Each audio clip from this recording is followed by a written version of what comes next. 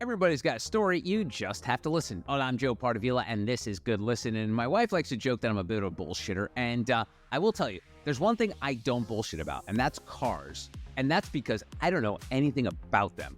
I know how to start my car. I know that there's a sticker in my windshield that says when to go take it for an oil change, but outside of that, I don't know anything. Professionally, F1, NASCAR, Indy, I don't know zilch about it. But I do know that it's very popular, and I've always wondered what it's like to be a professional race car driver. So today, I've got Robby Foley on the podcast today. He's also from New Jersey, but somehow he became a pro race car driver. When I was going to high school in Jersey, no one even watched NASCAR, but apparently Robby fell in love with it, and he made a living out of it. So he's here to tell us how it all went down. All right, joining me in the podcast is Robby Foley. Robby, welcome to Good Listen. How are you? I'm good. Thanks for having me. Oh, you're welcome. And so I feel like in this world, Robby, there are two types of men, car guys and non-car guys. And in this conversation, we are going to be well represented. You are a car guy, obviously, and I am not. I know nothing about cars other than how to start it, make sure I get the oil change whenever that sticker says I need to go do it. But I want to talk about how you fell in love with cars, because I don't know if it's like a familiar thing in DNA. My dad wasn't a car guy, so I didn't become a car guy. Did you follow anyone's footsteps in your families? Like, how did you fall in love with the motor vehicle? Yeah, for sure. I caught the bug or passion, as you say, through my dad, who was always kind of a car nut or involved in motorsport in some way, even at just a very low hobby level. So my earliest memories in life are being 4 or 5 years old in the garage with him as he would tune on his cars. Growing up, he did what's called SCCA autocrossing. So not racing on a track, but they would basically set up a track in a parking lot with like cones, and it's a time trial type of thing. So I was always around cars, around the noise, the smell of racing fuel. It's just kind of like this infectious bug I caught from a very early age. Would always watch racing, all the big races on TV with him every weekend. And yeah, I guess without that kind of initial, that environment, I probably wouldn't have caught on to it. But definitely it's been my passion from an early age. And I'm always fascinated, Robby, by folks that find a passion at a young age and it continues through their adulthood. Because I just look at myself selfishly. And I was always influenced by movies, Robby. I don't know if you were during your whole car journey, but I remember watching The Karate Kid and signing up for karate lessons and then quitting like 2 weeks later. Or I saw the movie La Bamba and I wanted to play the guitar and I quit 2 weeks later. So like the idea of you being, I think you were 8 years old when you started go-karting. From 8 to like now, and now you're a fully grown adult male. So you've been doing it for a couple decades here. What were those early experiences like when you were a kid? Because like I said, when I was a kid trying something, if I didn't do it well, or if I didn't have the grit and tenacity to get to become better at it, I would just quit. But obviously you started at 8 and kept going. What was Robby the driver at 8 years old like? Yeah, I think just a kid that was trying to have fun initially.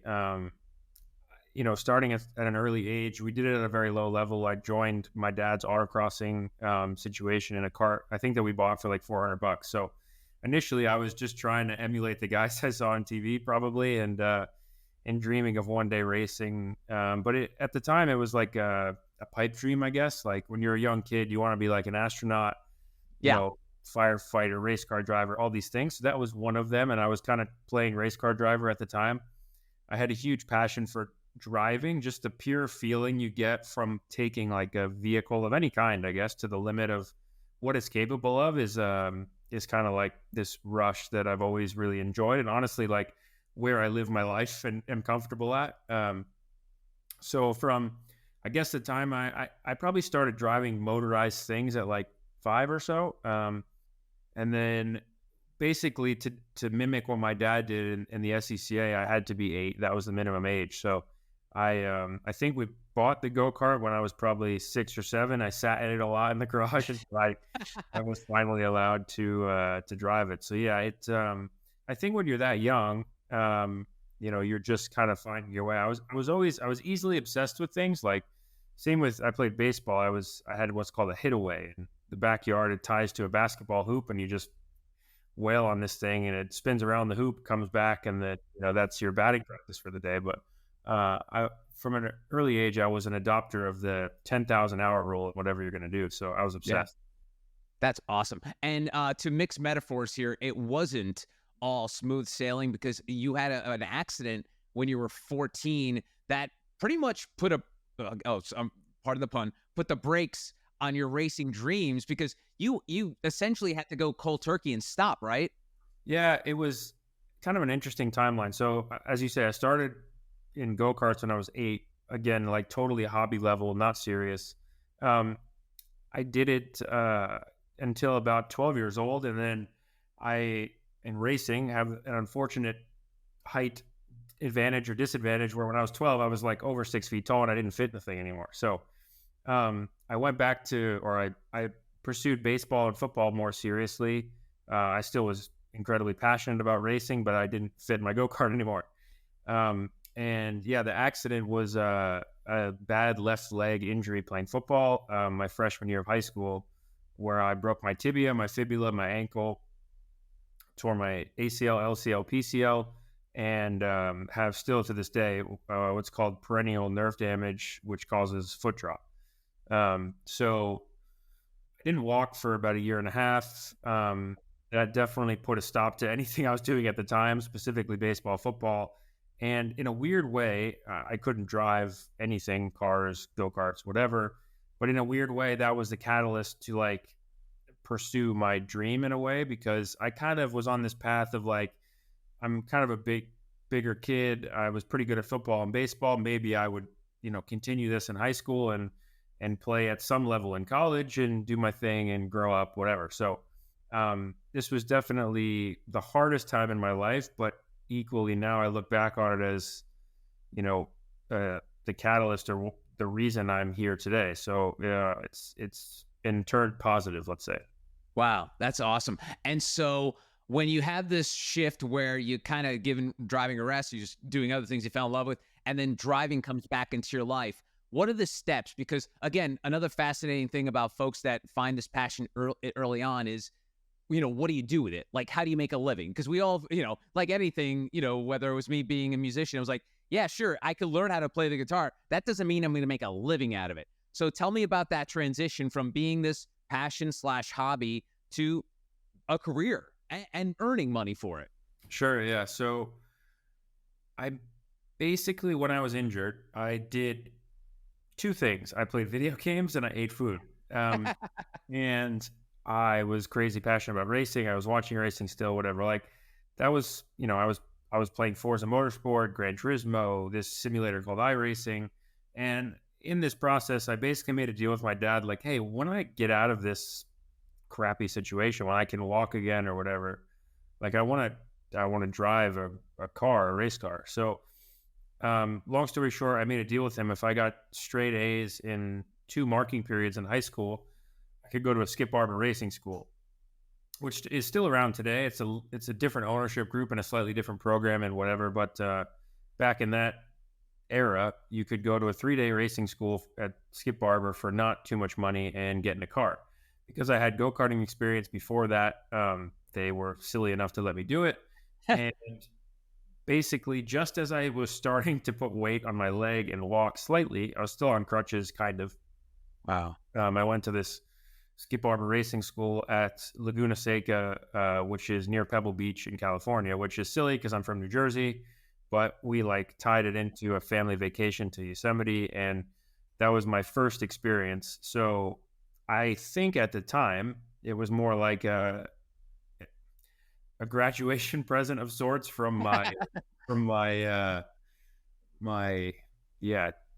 2 years from I was homeschooled, the whole thing, right? So it was kind of a big like back into the world situation, and that started the whole journey. And to your point, like with being a musician or doing something that's a lot of fun, you're passionate about, it's hard to earn money. My dad never pushed me to do this because he knew the realities of this sport, and the reality is it's very expensive to go car racing, and I didn't have the let's say family backing to continue doing this. So Right. he was very realistic in managing my expectations, I guess. But the school went well, and then from there, I kind of got my start through the SCCA and through Skip Barber. They had a racing series at the time, which was a great thing because it was very cheap for what it was, and then they would pay for your. Basically, you could win scholarships. So if you did well, or if you won that specific series, they would pay for your next level. So I Wow. probably inherited 500-600 grand in scholarship to keep racing. That's what funded my early career. Wow, that's so cool. Going back to that Skip Barber school, I'm trying to like picture it. Like, is it just like a bunch of little kids getting into race cars? Like, what's it all about? Like, tell me how that works. Yeah, so mostly it's there's some younger people, but to be honest, it's more like um, kind of middle-aged professionals that had always dreamed of racing and now they could afford it or they could have some fun. And they really start people from zero. Like, you've never driven a race car, you want to go to a school, they'll put you on this course. So in a lot of ways I was ahead of the curve because I already knew. Yeah, again, I was obsessed. I've been watching racing forever. We have these things called flags at corner stations. Like, so you go into a corner on the track and there's a marshal there in basically like a hut, like a gazebo that is there for information. So if there's a crash or a car spun, they throw a yellow flag. Um, there's different flags for information. I already knew all those. I was ahead of the curve, right? So it was very easy for me to excel in that class because these other drivers in this school were basically brand new, had zero experience. So it's a 3-day school. You start out by doing really basic stuff. You don't even go on the racetrack till like day 2 or 3. But it's basically a crash course, for lack of a better term, on how to try to race cars. Wow, that sounds like a lot of fun. And I'm sure, like as a kid, I wonder, were you self-aware enough to the fact, like, wait, why are all these old dudes here? I thought that Yeah. was it a weird environment to be in? Um, not. I kind of knew what to expect going Yeah. in. And it's it's really at the time it was the best path or the only path to go. And the school was in a Mazda MX-5 Miata, basically, that was race prepared. The car was really fun to drive, not too fast, but fast enough to learn. Um, and yeah, like it was a manual transmission. So like the people driving there had, enough experience to be able to drive a stick shift and stuff like that. So yeah, it was a little odd, and I was definitely no athletic specimen at the time because I said I ate a lot of food and played a lot of video games. I gained like 100 pounds after I got hurt, so I was in really good shape playing football. You know, practice 2 a day, whatever. You could eat what you wanted, and then you stop moving, and then the weight comes on quick. So at this point, I was still really large, and I barely fit in the car. So I think it surprised a lot of people. Like, what is this 300-pound kid doing driving a car? But it Wow. was yeah, it was an interesting experience, but a great learning experience. I still see some of the guys that were teaching that school, my first one, just around the community. So it's pretty cool. Oh, that is awesome. All right, so we do have a couple things in common. I too was a fat kid when I was a teenager, but I'm also from New Jersey, and we're different parts of Jersey. And for folks who don't know anything about the Garden State, they feel like the New Jersey is like this monolith. It's all the same, like every community. But Bobby, you know, and I know there's the argument of what's Central Jersey, what's Northwest Jersey, what's so I will say I'm an elitist. I'm from Northeast New Jersey, born and raised in Jersey City, 10 miles from Midtown Manhattan. So anything south of Newark to me was South Jersey, and anything west of Wayne, New Jersey was the boonies. You were what I would consider the boonies, Randolph, New Jersey. Uh, Yeah, right. and I'm trying to think, like most people that come from Jersey. I mean, we're a proud state. We've created a lot of artists, you know, Frank Sinatra, Jack Nicholson. But race car drivers, are there any others from Jersey, Robby? There's very few. There's a kid I race against from South Jersey, from like the shore. But that's really about it. And now to your point, like New Jersey is a very diverse place. It gets a bad rap for different reasons. But yeah, Yeah. I'm kind of the same as you. Anything south of Newark. I wasn't a big Jersey Shore kid growing up because I was always playing sports. But yeah, racing is not, there's not a lot of tracks. There are some, but not a ton. And it's not a huge culture, especially like my generation. There were very few kids into cars in my school or high school. It just wasn't a big culture per se. But yeah, there's not many drivers from New Jersey. Yeah, it's fun. I was curious because and it's funny you talk about the culture of it. Like, I don't think I knew of any kids that were into, NASCAR or anything like that. It was the basics, baseball and football. So tell me about now being a professional at this, because now you're fully grown. I think you're 27 now, or Just 28. turned 28. Yeah. Happy birthday. You're 28 years old. What's the longevity like in this business? Is it like football, or where it's like a shorter shelf life? Is it baseball where you could do it for like 20 years if you wanted to? What is the, now that you're in the mix, you're like, how, does your body tell you like, man, I don't know how much longer I could sit in this goddamn car and drive around fast all the time? Like, what is that like? Give us a little understanding in terms of like the longevity of a career in racing. Yeah, I think a lot of it is how motivated you are to continue. Like I have a teammate, friend, and a BMW colleague who's 56. He's definitely on the extreme end. Like he's a 56-year-old going on 18. Like he still lives his life like he's a young kid. He's an awesome guy. That's an anomaly. I would say it really depends on your motivation. I've seen a lot of drivers, older colleagues of mine, they have kids, have families, they want to move on to other things. They want to be present in their children's lives, and racing involves a lot of traveling. That's definitely should be said. So I think it depends on personally. Like there's no real rhyme or reason to why somebody would slow down. It's either a personal choice, or as you get older, people lose certain, natural abilities, or just certain skills that you need, like reaction time, eyes. Your eyes are super important, things like that. So I think it's more in line with probably baseball, where you can go, into your 40s if you wish to, even into your 50s, maybe at the top highest level. Most, I would say, I feel like I'm in the prime, or I'm getting into, I have enough experience now where I've seen a lot of scenarios, but I also am still young, where I have youth on my side. So, I don't know if there's really a prime, but I would say, late 20s through late 30s maybe is a prime, but I know plenty of guys in their 40s that are still really good, and a lot of younger guys that are really good. So I think it depends on how motivated you can stay to do the training, and to stay with it. There is a lot of kind of training involved that's very demanding in terms of how to keep your body at a high operating level to and it's like repetition. Like driving a lot is what helps, but you have to train enough to keep your body at like a high state of alertness just to deal with the car at a high speed. So as long as you're motivated to do that, I think you can do it in for almost as long as you want, to an extent. Good for you. So as you can tell, not a race fan expert, and don't know much about it. I mean, I'm like your regular lay fan, knows the Indy, knows Daytona. From what I understand, you are from that world of racing that's called endurance racing, right? Where you're not just doing a few laps. It's a long. You're in that car for a long freaking time. So tell, for the non-initiated like myself who might be listening to this, what is endurance racing all about? Yep. So as you say, I would say there's three major kinds of racing or leagues that the casual observer would understand or know about off the top of their head. Formula One is one of them, NASCAR, maybe IndyCar, and then there's endurance sports car racing, which is what I do.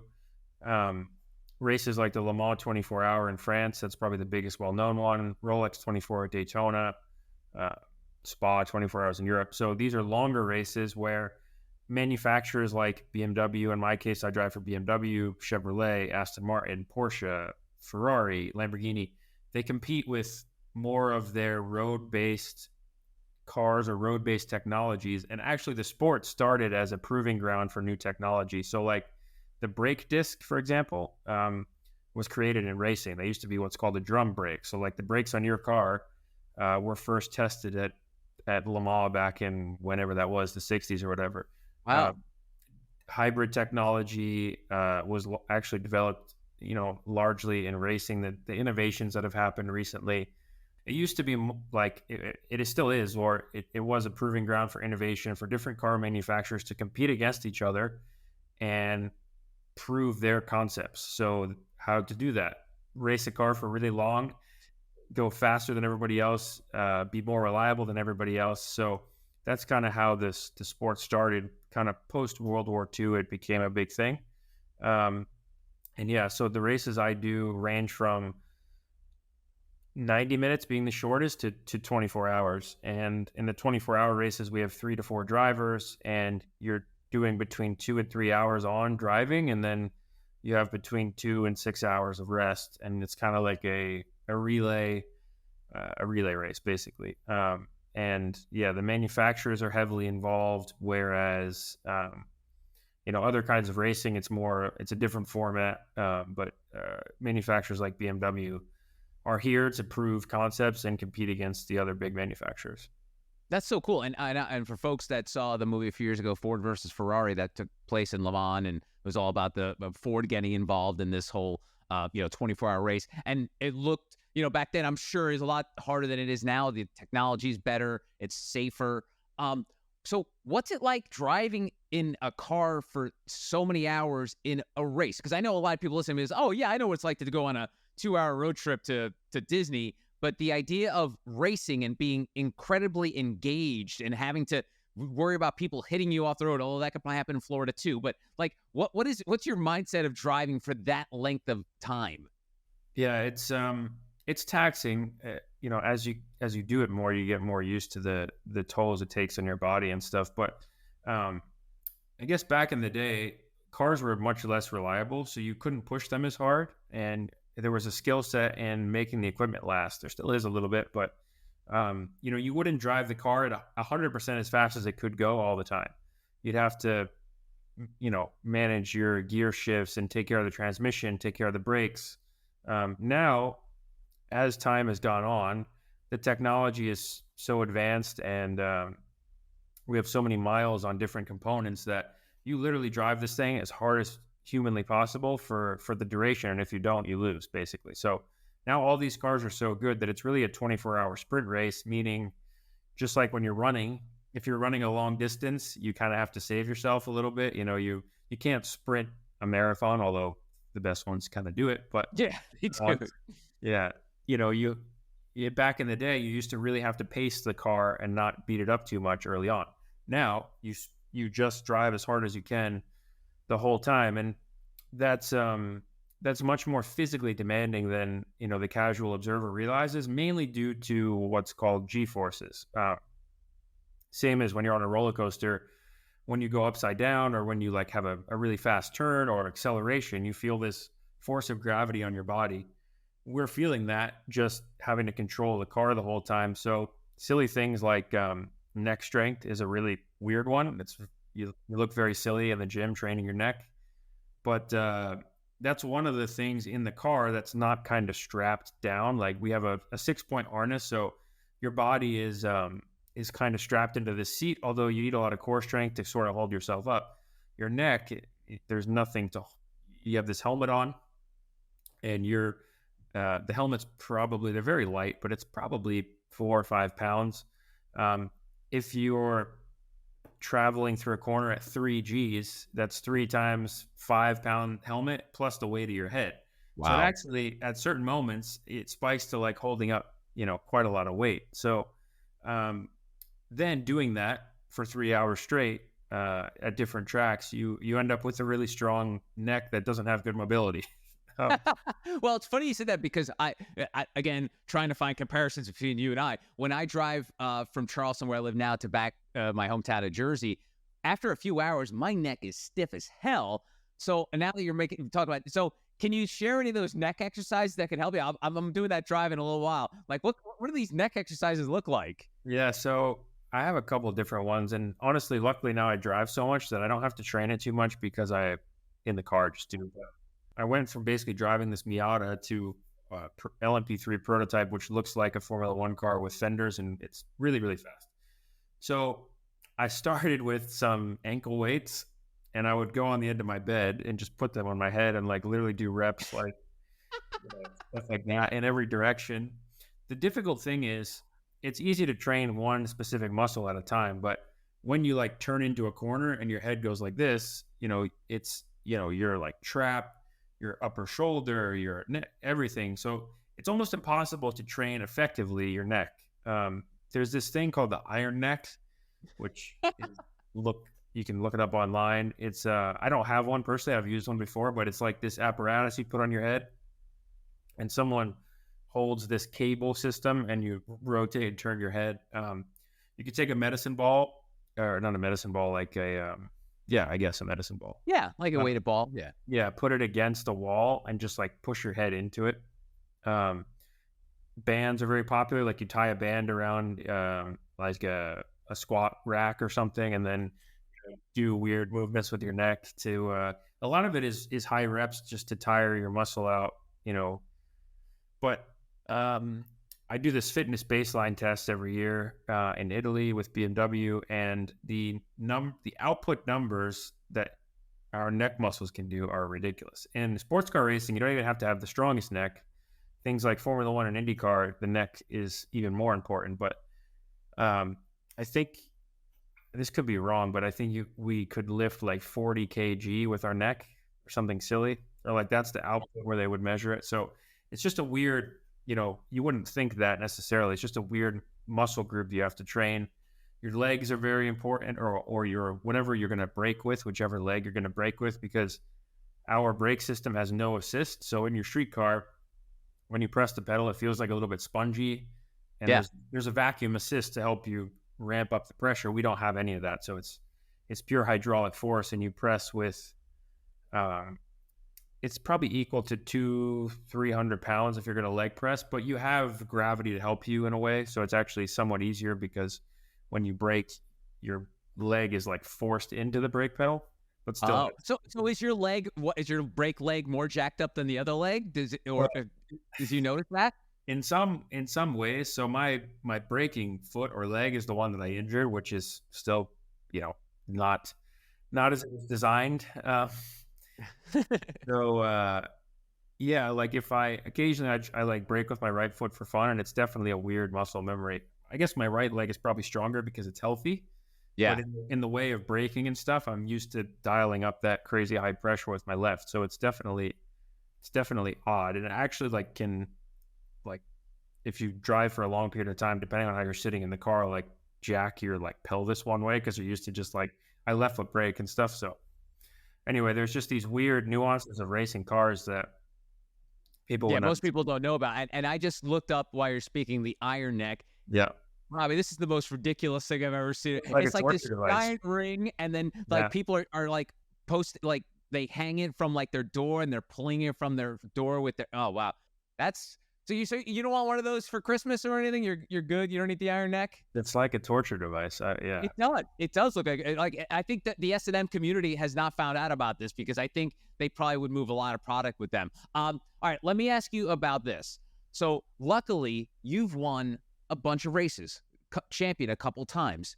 There's the videos that we all see, even if you're not a race fan, of people getting sprayed in the face with champagne. As you can tell, I've never been sprayed in the face with champagne. Robbie, what is that like? I guess the euphoria of winning probably overrides any discomfort, but what's it like getting sprayed in the face with high volume champagne? Yeah, it depends a lot on how big the bottle is and the kind of champagne. So when I started racing, I was under 21, and they give you sparkling apple juice, which does not spray very well. Recently, we had a race in Road America, Wisconsin, this past week that we won, and it's basically whoever can get to the bottle the quickest. Like, you kind of go through this podium ceremony for all the different sponsors. They give you different hats. You take pictures with the different hats, the trophy, the whole thing. And then there's like this moment right at the end where everybody knows what's happening. And like, I typically grab the bottle and like run forward so I can get away, and then do more of the spraying as opposed to being sprayed. The hardest part is if you just get nailed in the face with champagne. Like, champagne in your eyes is brutal, and it burns pretty bad. It's a good high quality problem, but the The bigger, like I guess you call it like a Jeroboam or like the really big ones, Yeah. those spray awesome. The little bottles, just spray very short and that's over. So, um, So have you ever been, Robbie, where you're like, you don't know what bottle's coming, and then all of a sudden you see a guy come out with like a 5 gallon bottle, yeah, Jimmy, you're like, holy shit, I'm gonna get blasted here. yeah. So a a cool trick is like with one of those, you smash it on the ground, and then it creates like you try to like load it up a little bit, and then just literally smash it on the ground, and it creates this huge geyser effect. I have done that embarrassingly where I hit myself in the face with it, and that's pretty embarrassing. And then you can't see anything. I haven't. I've had some practice, but I haven't really quite perfected it. But yeah, there's also an art to spraying the champagne, but saving enough to drink a little bit at the end. So Sure. it's it's definitely an interesting part of the sport that was kind of created, I think, by an American guy, Dan Gurney, and it was definitely like very taboo at the time because the podium ceremony used to be like this formal thing. And Yeah. anyway, this American dude started spraying champagne, and it ruffled some feathers for sure. Why does that not surprise me that an American started this uncouth tradition? And now, of course, it makes total sense, Robbie. All right. So, for a lot of people, their only connection with racing is the movie Talladega Nights with Will Ferrell, which I'm sure you've seen multiple times. And it's a highly exaggerated world of racing. But is it weird sometimes, that world, because it's so insulated?